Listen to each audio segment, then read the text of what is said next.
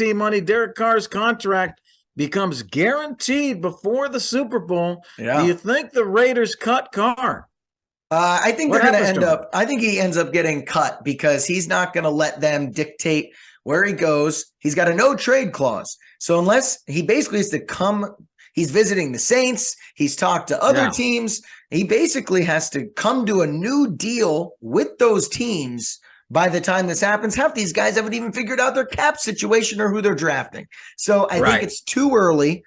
And so because of that, Derek Carr is not going to let him trade him anywhere. He would like to have pick of the litter. And so I think he gets cut and becomes this year's first quarterback free agent. And not sure where he goes. Saints was kind of a weird one for me. They just are in cap hell when they keep digging into mediocre quarterbacks.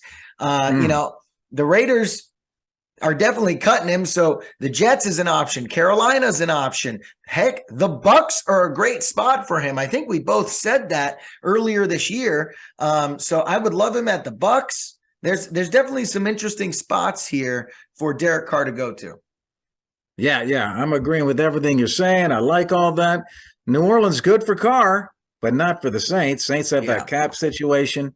And is he really that much better than Jameis Winston? I don't know if I'd break the bank that he's that much better than Winston. So I'm not going to break the bank for that, man.